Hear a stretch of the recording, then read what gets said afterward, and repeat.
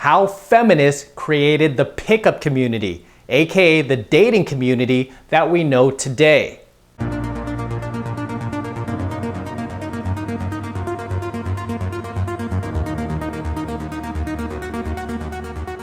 Hey, this is M from the 33 Secrets, and in today's free coaching video, I want to talk about how feminism actually created the dating community, aka pickup community, that we know today.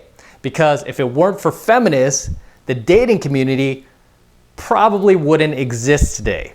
There wouldn't be millions of frustrated guys around the world looking to the dating community for answers. Instead, we'd all be at home right now with our wives, living a normal life, raising our families. We'd be living up to our responsibilities as men, as both husband and father, and we wouldn't be out there at random bars and random clubs like we are these days, no longer looking at women as people, but merely as sex objects. It's funny because every time I read a negative article about the pickup community, it's usually written by a feminist expressing her deep hostility for a community of men that has risen to great power in direct result to the feminist movement that began several decades earlier. I'm only surprised that it's taken this long for the dating community to become this widespread. I'm only surprised that it didn't start much earlier, like in the 70s or 80s.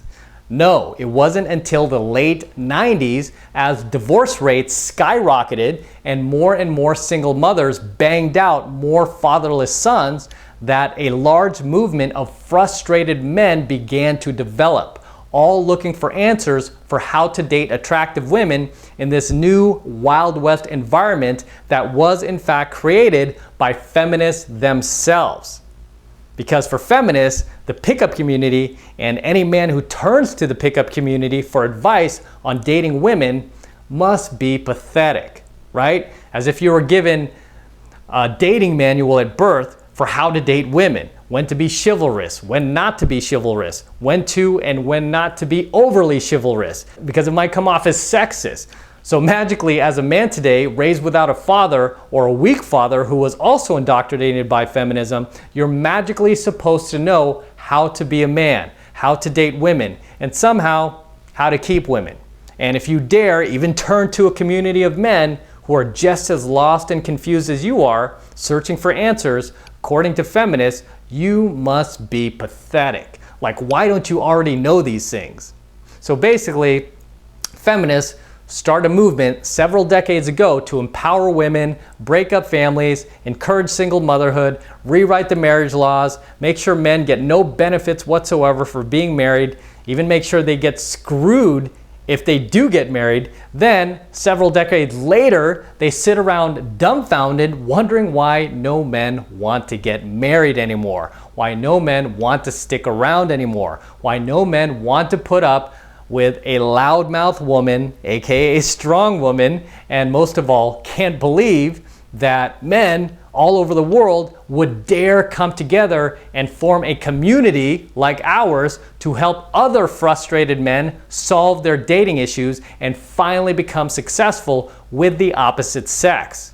And a lot of feminists can't help but to express how creepy and how pathetic they think it is for any guy to learn how to become successful with women. But in all my years as a dating coach, as a pickup instructor, as a pickup artist myself, a professional pickup artist, there is nothing more creepier than a guy who doesn't learn how to become successful with women. Because when a guy doesn't take the time to learn how to become successful with women, and he tries to go out there in this new feminist empowered, anti-male, Wild West dating environment, guess what? That's when stalking happens. That's when domestic violence happens. That's when rape happens. Guys who learn to become successful with women don't need to resort to extreme measures out of frustration in order to get women. Okay? They don't need to resort to stalking, domestic violence, or rape. However, on the flip side, guys who don't learn to become successful with women do need to resort to extreme measures out of frustration because they can't get women. Again, that's how stalking happens. That's how domestic violence happens. That's how rape happens.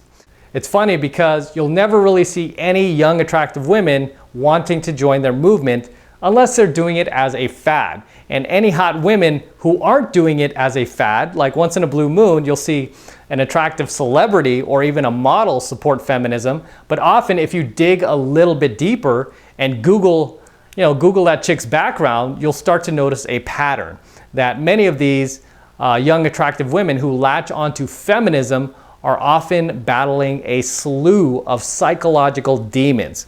Psychological demons such as depression, alcohol dependence, drug dependence. They're never psychologically sound because, as I've said, feminists themselves are not psychologically sound. And it's always these screwed up pea-brain actresses and pea-brain models who latch onto the feminist movement thinking it's a good thing. And outside of the one or two pea-brain celebrities, the feminist movement is almost entirely made up of very bitter, very unattractive, and very overweight, tired old hags who spend every waking moment of their lives in this negative, lower conscious state of existence, constantly pointing fingers, constantly being angry, and constantly expressing hostility for anyone who disagrees with them. There is just nothing attractive about them. And then they wonder why no men want to come within 100 feet of them. They've ruined marriage, they've destroyed family values, they've destroyed the country, and in the process, they've destroyed themselves too. And I'm fully convinced that they won't be satisfied until they destroy the entire planet. And after they do, they will do what they've always done and simply blame men, blame the patriarchy. It's funny because every single feminist blog on the internet reminds me a lot of liberal talk shows that try to make it in radio, but always end up going out of business because they can't get advertising. And the reason they can't get advertising is because they can't get viewers to keep tuning in. Because the way to get viewers to keep tuning in is by giving them facts, giving them statistics, giving them real world examples, giving them proof that what you say is accurate and it's not just coming from a place of anger and hostility and negative emotions. And that's generally what most feminist blogs and most feminist websites are. Just a whole lot of bitching, a whole lot of complaining, and a whole lot of blaming without any real facts and without any real statistics, much less any real world examples or proof that their ideology is working. Why do you think so many women who are not mentally insane do not want to associate themselves with feminism? But this is often what happens when you gather a group of psychologically unsound, mentally ill, single women and form a movement.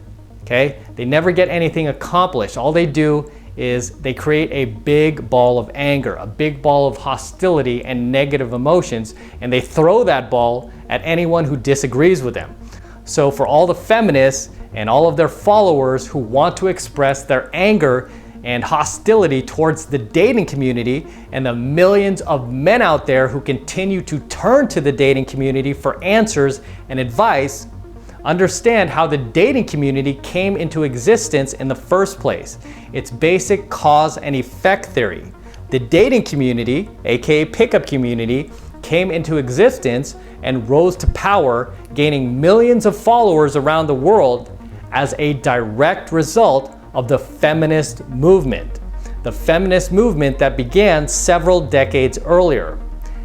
Had it not been for the feminist movement, the pickup community, aka dating community, simply would not exist today, period. I wouldn't be here creating these videos and you wouldn't be sitting here watching these videos. We'd all be at home right now, raising our families, living a normal life, and appreciating women for who they are and not treating them like the sexual objects that they themselves have turned themselves into.